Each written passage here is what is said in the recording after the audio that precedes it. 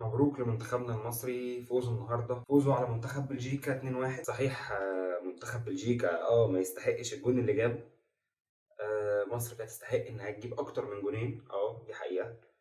مصر مستواها الماتش دوت كان اكتر من رائع حقيقي. الواحد على قد ما هو فرحان ان مصر كسبت، على قد ما هو الذكريات بقى بالمشاعر بكل حاجة دخلت في بعضها كده، اللي هو احنا بجد بعد بكرة كأس العالم واحنا مش مشاركين فيه.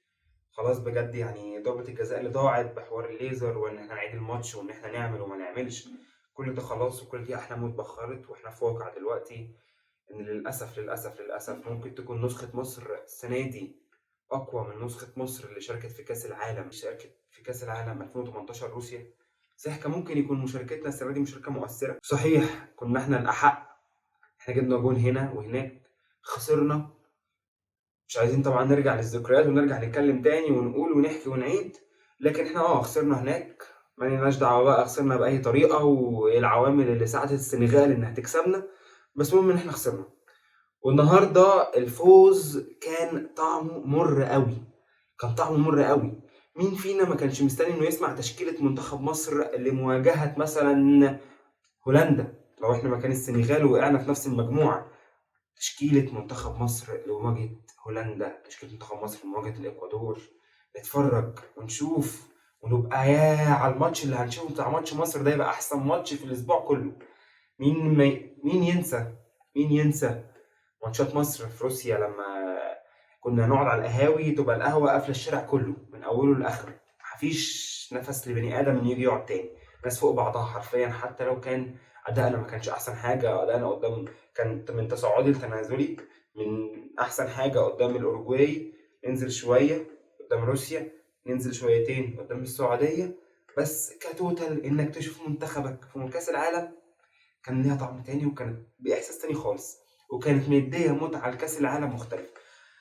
ما نقدرش نقول إن إحنا داخلين نتفرج على كأس العالم وإحنا مغمومين أو إحنا متضايقين وكده، بس ما ننكرش إن متعة كأس العالم مش زي متعة كأس العالم 2018 بالنسبة لنا إحنا كمصريين ومنتخبنا مش مشارك فيها. طبعا كل الدعم لكل المنتخبات العربية المشاركة، سواء المغرب أو تونس أو قطر السعودية، طبعا كل الدعم ليهم، ومستنيين من المغرب لبلجيكا واقعة معاها في نفس المجموعة إنها تأدي ماتشات حلوة. شفنا مستوى بلجيكا النهارده ما يقلقش خالص، ما يقلقش منتخب المغرب ويديهم دفعة قوية قوي. يمكن احنا ما لعبناش هقول لكم بالتوب فورم، لكن لعبنا بتركيز.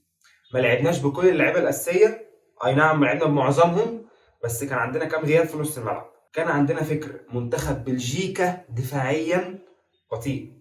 منتخب بلجيكا بدأ الشوط الأول بثلاثة ورا، ودي نقطة ضعف بلجيكا.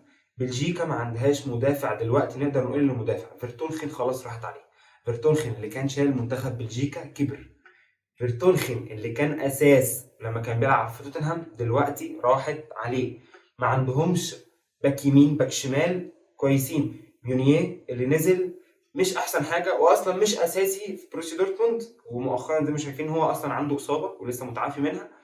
فما يقلقوش، ما يقلقوش، وبيدي ماتش دوت على قد ما احنا كسبنا وعلى قد ان هو بيدينا ثقه معنويه كده، وبيدينا روح كده في منتخب مصر اللي هو بنشوفه كده وبنشم ريحته كده قبل ما نبدا في اطارات كاس العالم ودنيا كاس العالم، ونبدا بقى نشوف المنتخبات التانية ونبدا ننسى منتخبنا.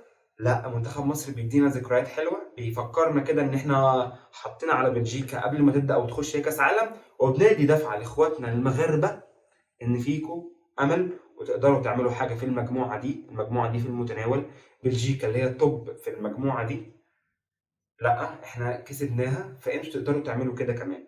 بلجيكا ما نقدرش نقول انها لعبت بحد مش اساسي. بلجيكا نزل بكيفن دي بروين، كورتوا، هازارد، ميرتنز، كل اللعيبه، تيليمانز، فيتسل، كل اللعيبه الاساسيه اللي في منتخب بلجيكا ما ريحتش، كلها نزلت. ممكن يكون دي بروين لعب شوط واحد، اصلا وجوده الشوط الاولاني ما كانش مؤثر. تمام، ياخد الشوط الاول ملخصه كله كان في جون مصطفى محمد، ولو ما اتفرجتش عليه روح اتفرج عليه طبعا بعد نهايه الفيديو. لكن كشوط اول استغلينا لقطه تريزيجيه دي اتكررت مره في الشوط الاول عشان تتكرر 3 و4 مرات تاني الشوط التاني. اتكررت 3 و4 مرات تاني الشوط التاني بنفس الفكره بالظبط. محمد صلاح يقطم من النص، تريزيجيه يكسر لقدامه ويلعبها له على نفس الخط ويسبق المدافع. في المرتين يسبق المدافع، مره حطها جون، مره صدها كورتوا، والشوط الاول صدها كورتوا برضه. تريزيجيه جات له كورتين في الشوط الاول بنفس انفرادين، جال 4 جاب منهم واحده، بس المهم انه جاب منهم. معدل تهديف تريزيجيه مش احسن حاجه، يعني انه يفنش كل الكور اللي بتجيله ممكن ما يكونش احسن حاجه، بس بيخلص ومؤثر وسريع. وشفناه النهارده تريزيجيه عمل تحركات قدرت تهز وتفشخ خط دفاع بلجيكا بدون شك، اللي هو اصلا متلخلخ ومفشوخ ومهزوز وما يتحطش عليه اي امل خالص في كاس العالم. ولو بلجيكا دخلت بنفس الدفاع ده في كاس العالم فهيبقى نقطه الضعف الكبيره قوي في المنتخب ده. يعني لو الهجوم بتاعها قدر يصنع اهداف وقدر يسجل وقدر يعمل حاجه، خط دفاعها اللي هيبقى شايله كورتوا وهيبقى ايه عامل رئيسي، ولو كورتوا مش في يومه بلجيكا تتهان. بلجيكا لو ما عرفتش تظبط حوار خط الدفاع ده وهي عندها ماتش كمان كام يوم وماتش رسمي في كاس العالم، هتخرج بدري بدري ومش هتكمل معانا كتير. بلجيكا بالشكل دوت مش هنشوفها قدام كتير. تمام. بشكل مجمل منتخب مصر النهارده كان حلو. منتخب مصر كافراد كلهم ظهروا حلو قوي. اكرم توفيق كان فوق الروعه، ما نقدرش ان احنا نغفل اي لعيب عمل مستوى كان حلو قوي النهارده. حجازي كان توب، حجازي دايما توب، حجازي دايما توب. خط النص طارق حامد وانا مش عارف ليه ما بدأش بامام عاشور من اول ماتش. امام عاشور طبعا عنده نشاط وحيويه واستثنائيه وبيعرف يخرج بالكوره وواحد على واحد، ويعرف يدي الباص لقدام ويعرف يعمل كل حاجه. معاهم النني، اعتقد ان ده احسن ثلاثي خط نص في مصر دلوقتي. بس اللي بدأوا كانوا كويسين جدا جدا وعملوا اللي عليهم، وفي النهايه طبعا وصلنا اللي احنا عايزينه. شفنا اكبر عدد من اللعيبه الممكنه. شفنا صلاح بدوره اللي قايم بيه مع ليفربول دلوقتي ان هو بيأسست ما بيهدفش، عمل حلو قوي مع منتخب مصر النهارده. وكتوتال احنا كنا حلوين الحمد لله. وللاسف احنا مش مشاركين في كاس العالم ومش هنشوف الحلاوه دي ومش هنقدر نكررها تاني في كاس العالم.